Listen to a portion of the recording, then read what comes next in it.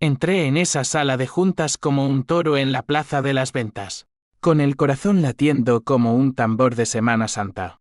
Y vi a mi yerno, ese hijo de puta ambicioso llamado Javier, riéndose a carcajadas mientras proyectaba en la pantalla una foto mía, arruinado, con la barba descuidada y los ojos hundidos en la miseria que él mismo me había infligido. Mirad a este viejo patético que pensó que podía jugar en la Liga de los Grandes, gritó él. Y la sala estalló en risas crueles. Pero entonces su jefe, ese cabrón de mirada penetrante, se levantó de golpe, palideciendo como si hubiera visto un fantasma, y murmuró mi nombre, Ramón. ¿Eres tú? En ese instante, supe que mi venganza, esa que había planeado durante 3 años en las sombras de mi exilio en las afueras de Toledo, acababa de encenderse con una mecha que nadie podría apagar. Me llamo Ramón Herrera, y si alguna vez creíste que la familia era un refugio, déjame decirte que es el primer campo de batalla donde te clavan el puñal. Todo empezó en Madrid, esa ciudad que devora sueños como un lobo hambriento.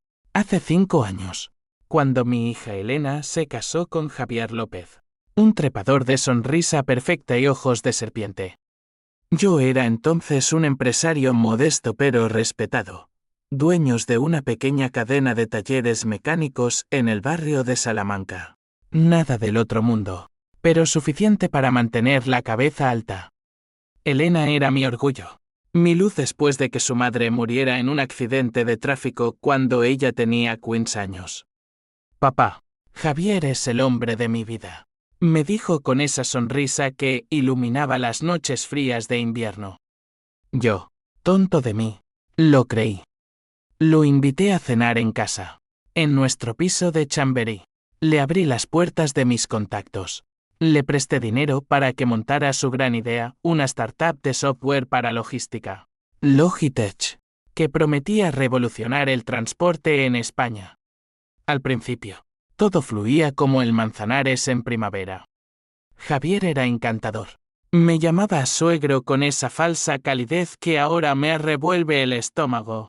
Y Elena parecía feliz, embarazada de su primer hijo, mi nieto. Invertí en su empresa, vendí 2 talleres para inyectar 200.000 euros. Firmé como socio minoritario. Creí en su visión de un futuro digital donde los camiones no se perdían en las autopistas de Castilla. Pero Javier, ese hijo de la gran puta, tenía otros planes. Empezó a diluir mis acciones en reuniones que yo no podía asistir porque estaba en la carretera, supervisando entregas. Firmó contratos con proveedores dudosos. Desvió fondos a cuentas offshore en las Islas Caimán, lo supe después, cuando los auditores me lo escupieron en la cara como veneno. Y lo peor, usó mi nombre para pedir préstamos bancarios, firmando con mi aval sin mi consentimiento, alegando que era familia.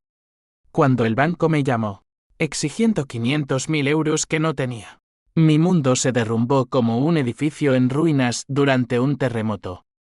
Elena lo defendió al principio. Papá, es un error. Javier te adora. Pero yo vi las grietas, las noches que él llegaba tarde, oliendo a whisky y perfume barato, las facturas que se acumulaban en mi buzón. Intenté confrontarlo en una de esas cenas familiares en el restaurante Botín, con el aroma a cochinillo asado flotando en el aire, pero él se rió. Me palmeó la espalda como a un viejo chiste. Suegro, el mundo ha cambiado. Tú con tus tornillos y yo con bits. Es evolución, no traición. Esa noche, Elena abortó el embarazo por estrés, el médico lo dijo claro, la tensión la ha roto por dentro. Mi hija, mi Elena, sangrando en la cama del Hospital La Paz, me miró con ojos vacíos y susurró: papá, ¿por qué nos odia tanto? No respondí, porque el odio ya bullía en mí como lava bajo la piel de un volcán dormido. Perdí todo en 6 meses. Los bancos embargaron mi casa. Mis talleres cerraron. Y acabé viviendo en un apartamento mugriento en las afueras de Toledo, en un barrio donde los perros ladran más que los hombres hablan. Cobraba subsidios. Limpiaba cristales en semáforos de la A42. Y cada noche soñaba con estrangular a Javier con mis propias manos. Pero no era solo rabia, era un vacío que me comía vivo. Un duelo por la familia que nunca tuve. Elena se divorció de él un año después, mudándose a Valencia con una amiga. Cortando todo contacto conmigo por vergüenza, no quiero verte sufrir más. Papá. ¿Y Javier? Ese cabrón prosperó. Logitech creció. Atrajo inversores de Silicon Valley. Y él se pavoneó en las portadas de El Economista como el niño prodigio de la logística española. Me enteré por casualidad, en una cafetería de Toledo, viendo la tele, entrevista en prime time, con su nueva novia, una modelo de pasarela, colgando de su brazo como un trofeo. Ahí empezó mi plan. No fue impulsivo, lo tejí como una telaraña en la oscuridad, hilo a hilo, durante 3 años. Aprendí programación en cursos gratuitos online. Me infiltré en foros de jeques éticos, nada ilegal al principio. Solo conocimiento. Contacté a viejos amigos de la mecánica. Hombres duros de Vallecas que odiaban a los niños de papá como Javier.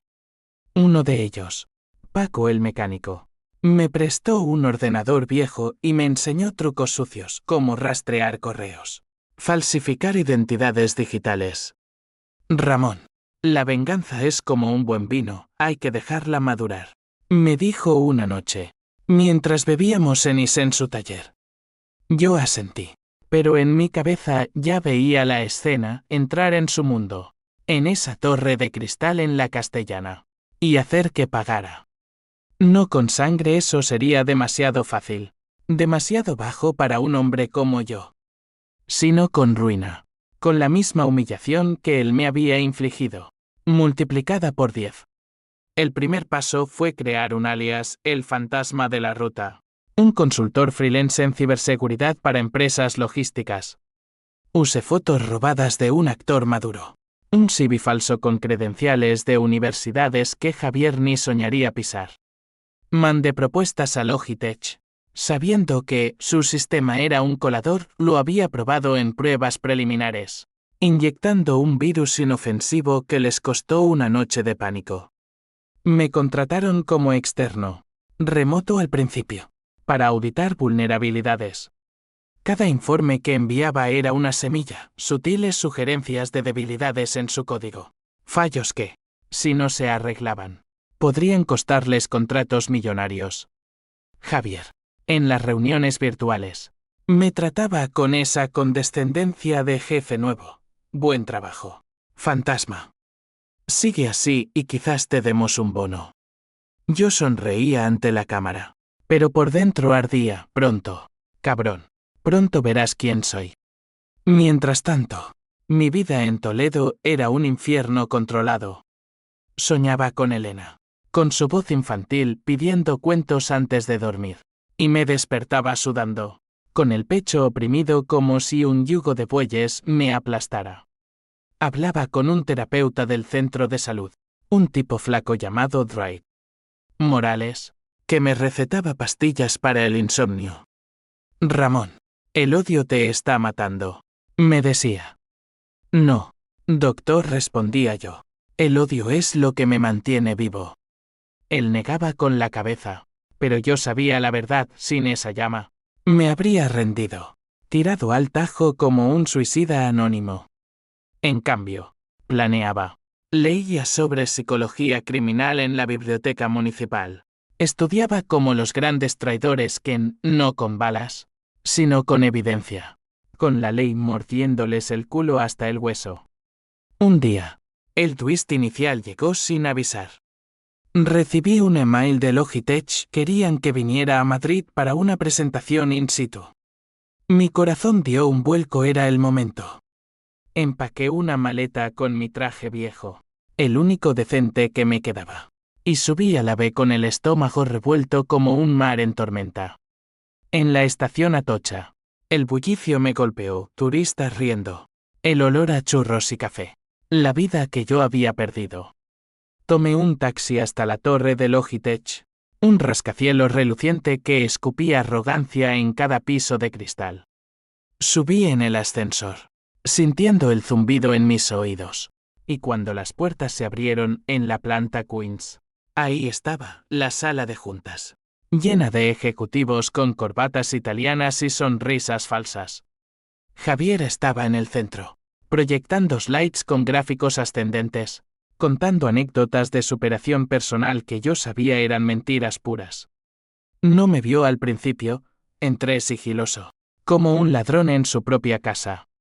Me senté al fondo, oculto en la penumbra, escuchando cómo adulaba a su jefe, un tipo de unos 60, con pelo plateado y ojos de halcón, don Alberto Ruiz, el CEO que había convertido Logitech en un monstruo.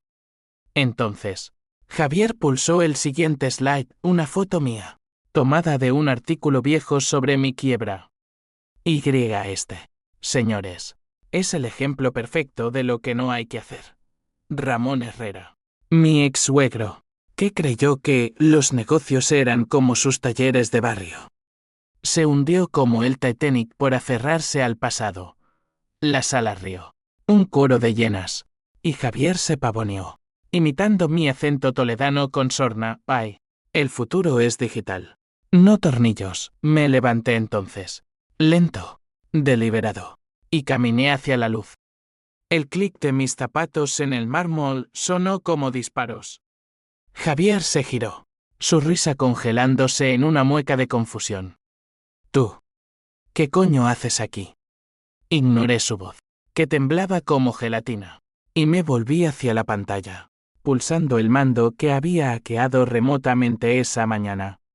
La imagen cambió, no mi foto humillada, sino documentos, correos, extractos bancarios, pruebas irrefutables de sus fraudes, firmados con mi nombre robado. La sala se sumió en un silencio sepulcral, roto solo por el jadeo de don Alberto, que se levantó de un salto, mirándome como si hubiera resucitado de entre los muertos. Ramón Herrera. Dios mío, ¿eres tú? El Ramón de la Facultad de Ingeniería en la Complutense. Su voz era un susurro ronco, y en ese momento, mientras Javier balbuceaba excusas, supe que el juego acababa de volverse mucho más personal, mucho más letal. Don Alberto Ruiz no era solo un CEO, era un fantasma de mi pasado, un compañero de banco en la universidad que había desaparecido de mi vida como humo en el viento. Hace 30 años, en los pasillos húmedos de la Complutense, compartíamos sueños de grandeza, él, el brillante en finanzas, yo, el práctico en mecánica. Ramón, juntos conquistaremos Madrid, me juraba él durante las noches de estudio con cervezas en Malasaña. Pero la vida nos separó, él escaló a la cima de los bancos. Yo me quedé en la base con mis talleres. Cuando nos reencontramos en esa sala, esos ojos que una vez brillaron con camaradería, se llenaron de un pánico que no entendía al principio. Reunión terminada, ordenó con voz de trueno, despidiendo a los ejecutivos con un gesto. Javier intentó protestar. Rojo como un tomate maduro, Alberto. Esto es un montaje. Ese viejo loco. Pero don Alberto lo cortó como un cuchillo. Fuera. López. Ahora. Quedamos solos, yo, de pie junto a la pantalla que aún parpadeaba con las pruebas de la traición, él, hundido en su sillón de cuero, frotándose las sienes como si un dolor de cabeza lo martilleara. Ramón, siéntate. Por Dios, ¿qué ha pasado contigo? Su voz era un hilo, teñida de culpa y algo más remordimiento. Le conté todo, sin filtros, como si estuviera confesándome en la Catedral de Toledo. La inversión, el robo, la quiebra, la muerte de mi sueño familiar. Elena, el aborto, su exilio en Valencia. Cada palabra era una bala, y él la recibía en el pecho, palideciendo más con cada detonación. Javier me recomendó como socio, confesó al fin, después de un silencio que pesaba como plomo. Dijo que eras un visionario caído en desgracia, que necesitabas una segunda oportunidad. Firmé los papeles sin verificar. Fui un idiota. Pero no era solo estupidez, era complicidad involuntaria. Don Alberto había invertido millones en Logitech, atraído por las promesas de Javier. Y ahora esas pruebas amenazaban con hundir el barco entero. Esto podría costarnos la auditoría de la CNMV. Ramón. Prisión para mí, para él, para todos. Yo asentí, saboreando el miedo en su voz. Pero no era suficiente. Mi venganza no era solo contra Javier. Era contra el sistema que permitía que ratas como él prosperaran mientras hombres honestos como yo se pudrían en el olvido. Quiero justicia, Alberto. No piedad. Él me miró, largo rato, y luego pulsó un botón en su intercomunicador. Seguridad. Escolten al señor López a mi oficina. Y traigan café. Vamos a hablar. Javier entró minutos después. Esposado no físicamente, pero sí por el terror, sudando profusamente bajo su camisa de Armani. Esto es absurdo, Ramón. Por el amor de Elena. Dime qué quieres, dinero, acciones. Lo interrumpí con una risa seca, amarga como el regusto de un mal vino. Elena ya no es tuya para invocar, cabrón. Y lo que quiero no se compra con euros sucios. Le describí entonces el plan que había urdido. No solo exponer sus fraudes, sino desmantelar su imperio pedazo a pedazo. Había plantado vectors en su software durante meses. Virus dormidos que, activados, borrarían datos críticos, filtrarían contratos a competidores. Pero no lo haré yo solo, dije, mirando a Alberto. Tú me ayudarás. Por la deuda que tienes conmigo desde la uni. Por cerrar los ojos a esto. Él dudó. Solo un segundo. Pero fue suficiente para ver el conflicto en su rostro, lealtad corporativa versus amistad perdida. Al final, asintió. De acuerdo. Pero con condiciones, nada ilegal que nos hunda a todos. Usaremos canales oficiales. Denuncia a la policía. Auditoría interna. Javier se derrumbó en una silla, sollozando como un niño. Por favor, Alberto, soy tu mejor ejecutivo. Tengo familia. Mentira pura, su familia era un amante en Marbella y un yate alquilado para impresionar. Yo lo miré, y por primera vez, vino al monstruo, sino al hombre roto debajo, ambición devorándolo vivo, igual que a mí. Pero la piedad es para los débiles, yo ya no lo era. Esa noche, salí de la torre con una promesa: Javier sería suspendido pending investigación. Y yo, como consultor especial, me quedaría en Madrid temporalmente, en un hotel pagado por la empresa.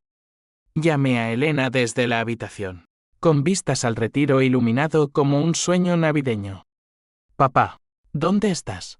Suenas diferente. Le conté lo esencial, omitiendo la venganza cruda. He vuelto, hija. Por ti. Ella lloró, un sollozo que me partió el alma. Y por un momento, dudé, ¿valía la pena este veneno? Pero recordé su rostro en el hospital, pálido como la sábana. Y el fuego se reavivó. Los días siguientes fueron un torbellino de reuniones tensas.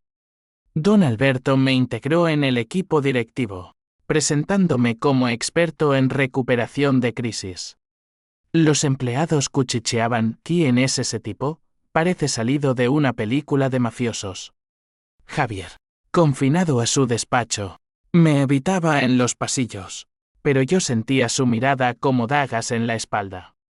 Una tarde, en la cafetería de la planta baja, me encaró: esto no acabará bien, suegro.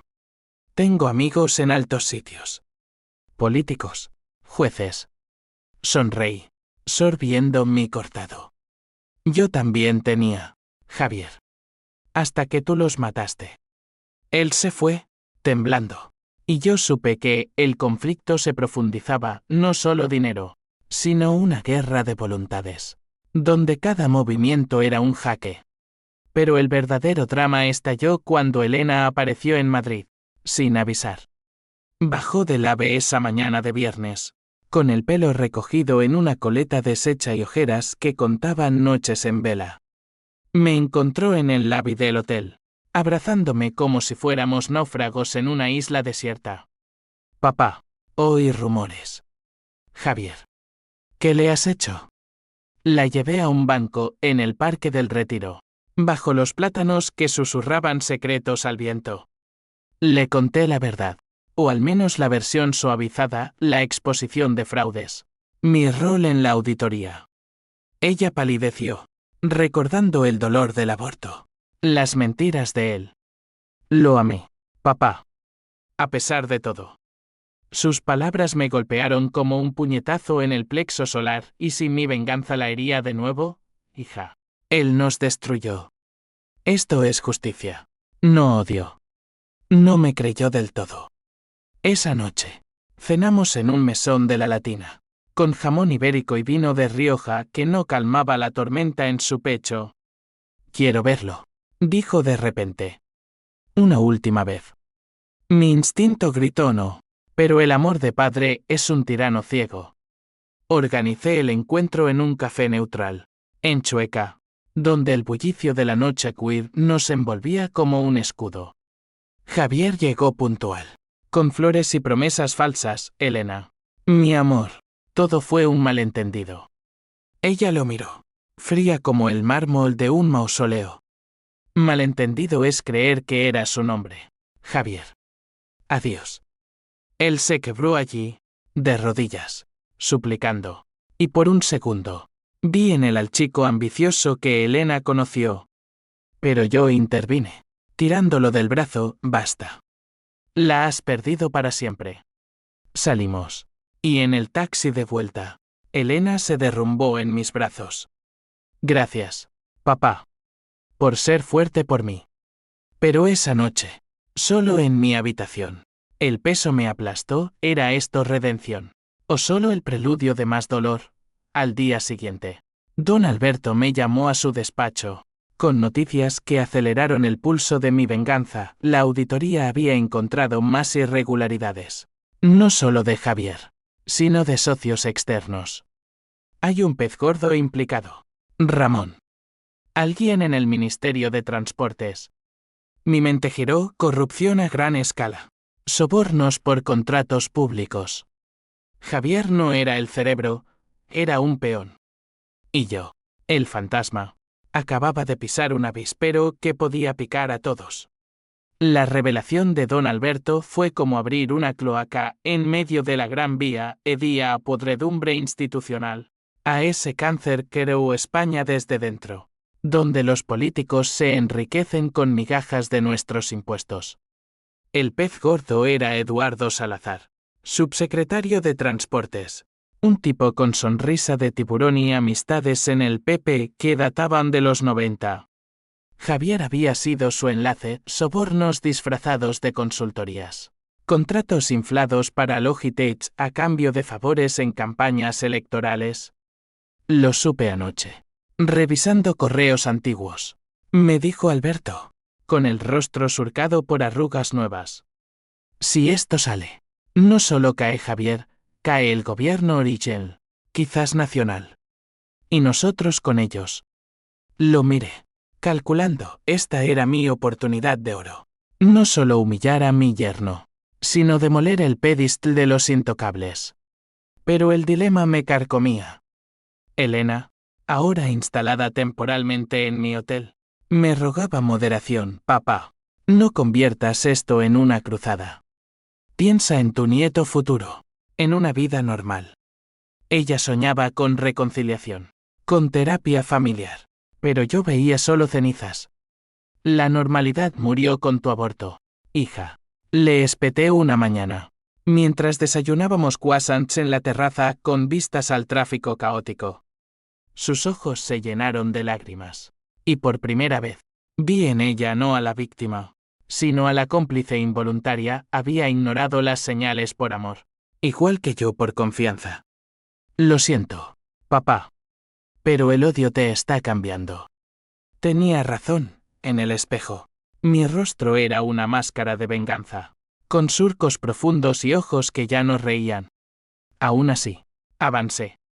Con la ayuda de Paco, mi contacto en Toledo, profundicé el hackeo, extraje logs de servidores. Grabaciones de llamadas donde Javier negociaba con Salazar en un tono servil. Don Eduardo. El sobre está en el maletín. Como siempre. Las pruebas eran dinamita pura. Las compartí con Alberto en secreto, en su ático de Chamartín, rodeados de libros de economía y botellas de brandy añejo. Publica esto anónimamente. Le propuse. A El País. A ilediario.es. Deja que los periodistas huelan sangre. Él vaciló. Bebiendo un trago largo, Ramón. Esto no es un juego. Salazar tiene poder para aplastarnos. Demandas. Difamación. Oportunidad perdida. Repliqué. O redención. Tú decides si eres el amigo de la Uni o el esclavo del sistema. Al final, cedió. Mandamos el paquete digital esa noche, desde un café en Lavapiés, con VPNs en capas para cubrir huellas. Javier, ajeno, seguía en su burbuja de negación. Me mandó un email amenazante: retira las acusaciones o te arrepentirás. Pero yo lo guardé como munición. Elena descubrió el envío al día siguiente, husmeando en mi portátil mientras yo duchaba. La confrontación fue brutal. ¿Estás loco? Papá, ¿y si nos matan? ¿Y si involucran a Salazar en algo peor? Gritamos en la habitación. Voces que atravesaban paredes finas, atrayendo miradas curiosas del pasillo. Él nos destruyó primero. Rugí. Tu madre estaría avergonzada, soltó ella. Y el golpe fue peor que cualquier puñetazo. Invoqué a su fantasma. Pero era yo el que jugaba con fuego. El escándalo estalló como una bomba en la Moncloa. Al día siguiente, portadas de todos los diarios: corrupción en transportes, startup madrileña, centro de la trama. Javier fue detenido esa misma tarde. Esposas reales ahora. Arrastrado por la policía ante las cámaras de TV. Lo vi en directo. En la habitación del hotel. Con Elena sollozando a mi lado. Mira lo que has hecho.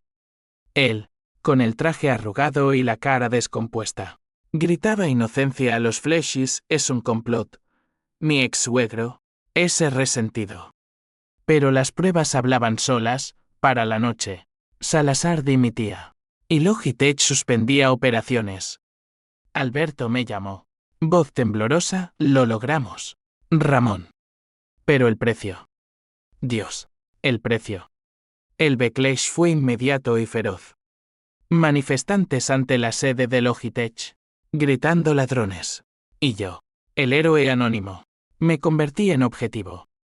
Anónimos en redes me tildaban de viejo chivato, amenazando con hacer justicia popular. Elena recibió llamadas de periodistas: ¿tu padre es el whistleblower? Motivos personales. Ella colgó, pero el daño estaba hecho. Su exilio en Valencia se volvió permanente, mudándose a Barcelona con un nuevo trabajo. Cortando lazos. Te quiero, papá, pero esto nos ha roto. Su partida fue un cuchillo en el corazón, más profundo que la quiebra. Solo en el hotel. Bebí hasta el amanecer, contemplando el skyline de Madrid como un conquistador derrotado. Don Alberto, ahora bajo escrutinio, me ofreció un puesto permanente: director de ética corporativa. Ironía pura. Acepté. No por lealtad, sino por acceso. Desde dentro, podía vigilar las cenizas de Logitech, asegurarme de que Javier no resurgiera. Pero el hombre era resiliente. Desde la cárcel de Soto del Real, su abogado, un tiburón de derechas, montó una contraofensiva: demandas por difamación, alegando que yo había fabricado pruebas por venganza familiar. La policía me interrogó en comisaría de la Puerta del Sol, bajo luces fluorescentes que me quemaban los ojos. Señor Herrera, ¿por qué hackeó sistemas? Fue por el divorcio de su hija. Negué, pero el sudor traicionaba. Sabían más de lo que decían. En medio del caos, un encuentro inesperado con Paco en un bar de Malasaña. Ramón, has abierto la caja de Pandora. Salazar no se rendirá. Tiene matones. Sus palabras me helaron. Recordé rumores de los 90, cuando políticos usaban solucionadores para silenciar testigos. Esa noche, caminando de vuelta al hotel por calles empedradas, sentí pasos detrás. Me giré, un tipo con capucha, cuchillo brillando bajo farolas. Corrí, zigzagueando por callejones, corazón en la garganta, hasta refugiarme en un portal. Llamé a Alberto, necesito protección. Él prometió, pero su voz era hueca, esto se nos ha ido de las manos. El clímax se acercaba, no en una sala de juntas, sino en las sombras. Javier, liberado bajo fianza gracias a Salazar, me citó en un almacén abandonado en las afueras, cerca de Barajas. Hablemos, suegro. Solo nosotros. Era una trampa. Lo supe, pero fui. Elena me suplicó no ir. Por teléfono desde Barcelona, papá, por favor, déjalo ir. Pero el odio es sordo. Conduje bajo la lluvia torrencial. Limpia parabrisas luchando contra el diluvio. Hasta el lugar, un generosidad. Eco de aviones rugiendo en la distancia. Él estaba allí, solo al principio, con una carpeta en la mano, pruebas falsas contra ti. Ramón.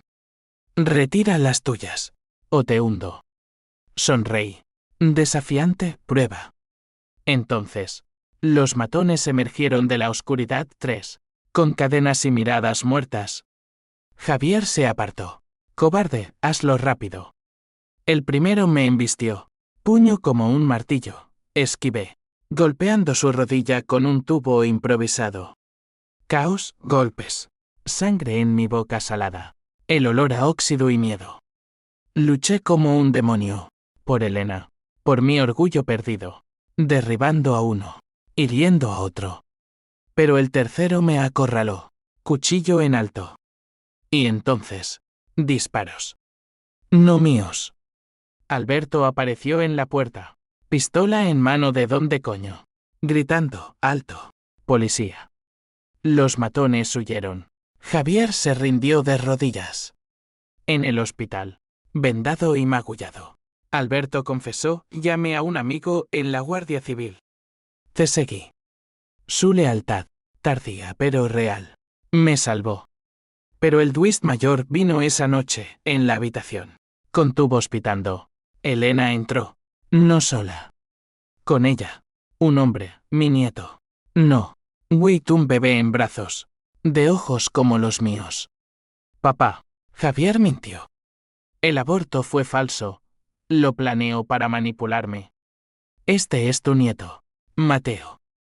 El mundo giró, Javier. No solo traidor financiero, sino monstruo personal, fingiendo la pérdida para aislarla de mí. La rabia renació, pero ahora templada por amor nuevo. El nacimiento de Mateo fue como un rayo en la tormenta, iluminó las grietas de mi alma, pero no las cerró. Elena me lo explicó todo en esa habitación estéril del Hospital Gregorio Marañón, con el pitido de los monitores como un metrónomo implacable. Javier me drogó esa noche. Papá. Pastillas en el vino, para simular un aborto. Quería que te culpara a ti, que pensara que tu obstinación lo causó. Sus palabras eran veneno lento, filtrándose en mis venas, convirtiendo el odio en algo puro, cristalino. Javier no era solo un ladrón. Era un sociópata que manipulaba cuerpos y mentes como marionetas.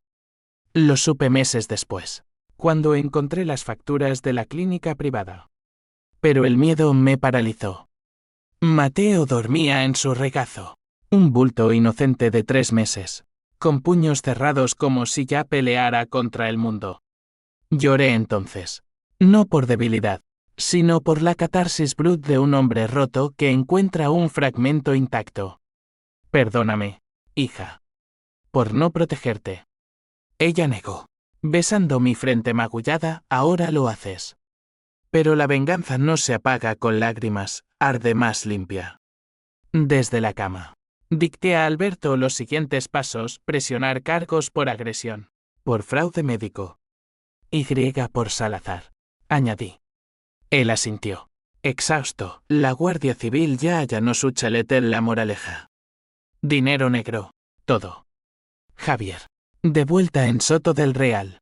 Enfrentaba ahora una cascada de acusaciones, estafa, coacción, intento de homicidio.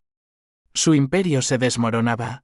Inversores huían como ratas de un barco hundiéndose. Logitech declaraba quiebra técnica. Madrid, esa bestia insaciable, devoraba el escándalo con deleite morboso.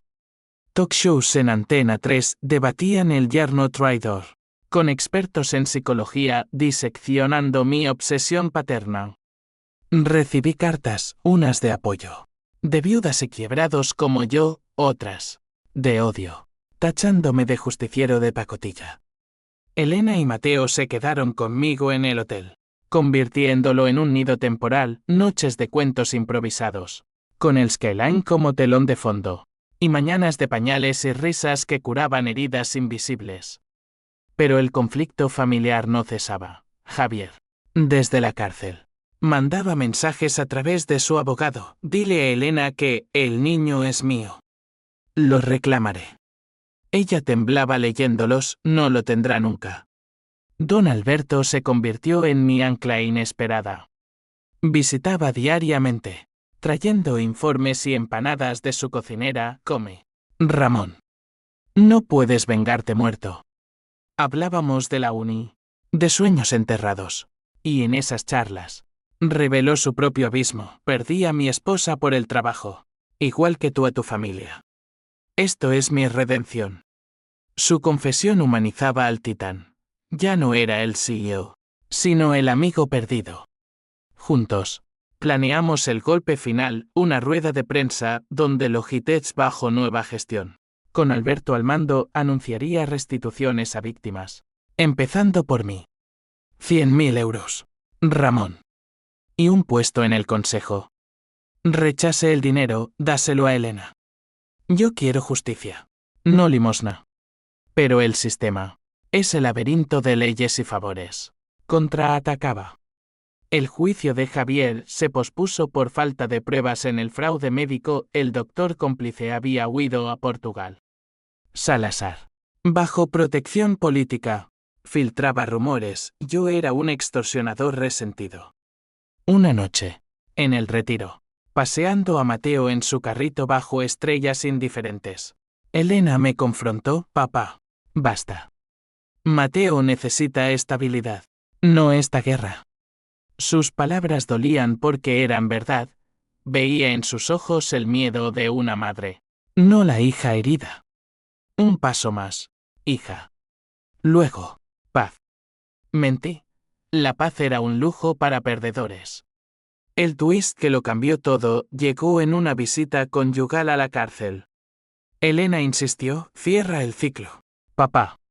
Fui, escoltado por Alberto, a esa fortaleza gris en las afueras, donde el aire olía a desesperación y sueños rotos. Javier, tras el cristal, era una sombra, barba descuidada, ojos hundidos como los míos en la quiebra. Has ganado, suegro, murmuró por el teléfono. Pero ¿sabes qué? Todo fue por ella. Elena me rechazó primero. Me dijo que eras el único hombre en su vida. Mentira. O verdad retorcida. Su voz crujía con odio mutuo. Entonces, soltó la bomba. Alberto. ¿Crees que es tu amigo? Él firmó los desvíos iniciales. Te usó para limpiar su imagen. El mundo se inclinó. Recordé detalles, correos borrados. Su renuencia inicial. Complicidad. Corrí al hotel, confrontando a Alberto por teléfono. Dime que es mentira. Silencio. Luego un suspiro. Ramón. Era joven, ambicioso. Javier me convenció de que tú eras el problema. Pero lo detuve cuando vi el daño. Confesión a medias. Traición a medias. La rabia me cegó. Cancelé la rueda de prensa, exigiendo su dimisión. Él suplicó por la amistad. Ramón. Te salvé la vida. La amistad murió con mi confianza. Repliqué. Elena, oyendo todo, rompió otra vez. Papá. Destruyes todo lo que tocas. Huyó con Mateo a Barcelona esa noche, dejando una nota: cura tu odio antes de que nos mate a todos. Solo, en la ciudad que me había masticado y escupido, planeé el clímax solo. A que el servidor de Alberto irónico, usando sus propias vulnerabilidades, filtrando sus correos incriminatorios a la prensa. El CEO traidor. Título El Mundo. Él cayó esa semana, arrestado por complicidad. Javier, en la cárcel, rió al saberlo por abogados: ahora somos iguales. Suegro. No, yo era libre, aunque vacío. El juicio final se acercaba. Un circo mediático en los juzgados de Plaza de Castilla, donde testigos desfilarían como actores en una tragedia griega. El juicio fue un caldero de emociones hirvientes, donde la ley se mezclaba con el teatro humano en un espectáculo que Madrid devoraba con avidez. La sala 7 de los juzgados olía a madera vieja y sudor nervioso, con bancos duros que recordaban penitencias medievales. Yo testifiqué primero, bajo juramento, con la voz firme pese al nudo en la garganta: Javier López no solo robó mi dinero, robó mi familia, mi dignidad. Describí el hackeo ético, las pruebas recolectadas, el aborto falso. Médicos forenses confirmaron residuos de sedantes en muestras guardadas por Elena. La fiscal, una mujer de ojos acerados llamada Carmen Vega, me guiaba como un pastor a su rebaño. Señor Herrera, sintió amenaza en el almacén. Sí. Y aún la siento, respondí, mirando a Javier al otro lado, esposado, con una sonrisa lobuna que negaba todo. Él contraatacó en el estrado. Voz melosa como miel envenenada: Ramón es un padre posesivo, obsesionado con controlar a su hija. Inventó esto por celos. Trajo testigos, excompañeros míos de talleres, pagados para pintar mi quiebra como mala gestión, no traición. Elena, citada como testigo clave, entró temblando, con Mateo en brazos de una niñera. Su testimonio fue un puñal: Javier me manipuló. Sí. Pero mi padre. Su venganza nos ha aislado más. Lágrimas rodaron por sus mejillas. Y el jurado 12 madrileños anónimos murmuró, empatizando con la madre herida. Yo, desde el asiento, sentí el primer crack en mi armadura. Había yo, en mi cruzada, convertido en el villano. Alberto testificó después. Bajo inmunidad parcial, admito errores. Pero López era el cerebro. Su confesión detallada hundió a Javier en evidencias irrefutables: transferencias bancarias, grabaciones. Salazar, extraditado de un refugio en Andorra, se derrumbó en el banquillo. Vendiendo a todos por reducción de pena, López me sobornó con 50.000 euros al mes. El público jadeaba, flashes de cámaras iluminaban la sala como relámpagos. Pero el verdadero drama era interno: noches en vela en mi piso alquilado en Malasaña, ahora que el hotel era pasado, donde el eco de Elena me perseguía. Llamaba, pero ella colgaba: necesito espacio. Papá. Mateo pregunta por su abuelo, pero no así. La prensa me convertía en antihéroe: el suegro vengador, justicia o obsesión, titulaba ABC. Recibí ofertas de libros, documentales, incluso un podcast. Me propuso La voz de la traición, pero rechazaba todo. Mi vida era el juicio, un vórtice que succionaba salud y cordura. El Drake. Morales, mi terapeuta de Toledo, vino a Madrid por insistencia: estás en burnout vengativo. Ramón. El odio es adictivo, pero letal. En su consulta improvisada en un café de Sol, me obligó a confrontar: imagina el final, Javier preso. ¿Qué queda? Paz. Mentí. En realidad, vacío, una familia fracturada, un legado de rencor. El clímax judicial llegó en la semana final, un viernes de tormenta que azotaba Madrid con vientos del norte. La fiscal presentó la prueba reina: un video oculto, grabado por mí en el almacén, donde Javier ordenaba acabar con el viejo. La sala contuvo el aliento, Él palideció, balbuceando, falsificado. Pero el perito lo confirmó, auténtico. El juez, un hombre canoso de Toledo como yo, golpeó el mazo, culpable en todos los cargos. Sentencia, Wins años por fraude y agresión. Más 5 por coacción familiar. Salazar, 10 años. Alberto, libertad condicional con multa. Javier se volvió hacia mí al salir. Ojos llameantes, esto no acaba. Ramón. Desde dentro. Te juro que. Guardias lo arrastraron, pero sus palabras se clavaron como espinas. Salí a la calle. Lluvia empapándome como bautismo perverso, y la multitud me rodeó, micrófonos, abrazos de extraños. Héroe, gritaban unos. Vengador, otros. Pero yo solo quería a Elena. La llamé desde un taxi, hija. Ha terminado. Ven a casa. Silencio. Luego su voz rota, papá. Mateo gatea. Quiero que lo veas. Pero... ¿has parado? Sí, susurré. Mentira piadosa. El odio era un hábito. Como fumar después de cenar. El twist final irrumpió 2 días después. En mi piso, un sobre anónimo bajo la puerta. Con una USB. Lo inserté. Temblando, videos no míos, sino de Javier en la cárcel. Hablando con un guardia, el viejo cree que ganó.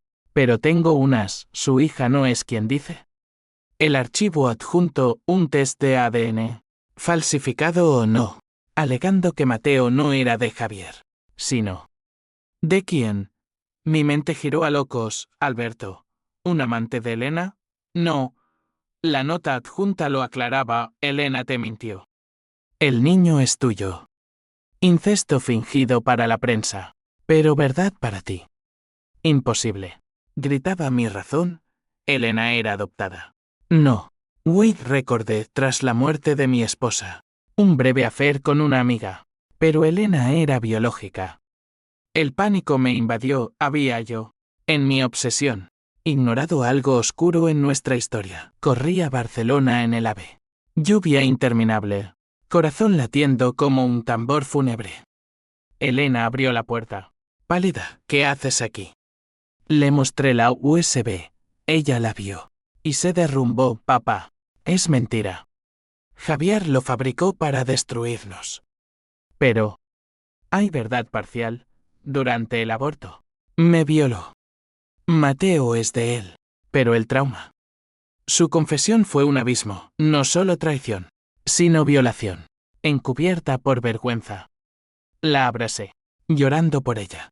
Por mí, por el monstruo que habíamos dejado salir. Perdóname, sollocé. No, papá. Tú me salvaste. Regresamos a Madrid juntas, con Mateo, para una terapia familiar impuesta por el juez. Alberto, redimido en parte, financió todo por la deuda eterna. Javier, aislado en prisión, perdió apelaciones, su as se volvió contra él, probado falso, añadiendo cargos por calumnia. Los meses post-juicio fueron un renacer agridulce, como el otoño en la Sierra de Madrid, hojas cayendo, pero promesas de primavera bajo la tierra. Elena y Mateo se mudaron conmigo al piso de Malasaña, transformándolo de mausoleo en hogar, juguetes esparcidos, risas infantiles que ahogaban ecos de rabia. Yo, Ramón Herrera, el vengador, me convertí en abuelo a tiempo completo, cambiando pañales con torpeza, contando cuentos de toreros y princesas rebeldes, mientras Elena reconstruía su vida con un trabajo en una ONG para víctimas de violencia económica.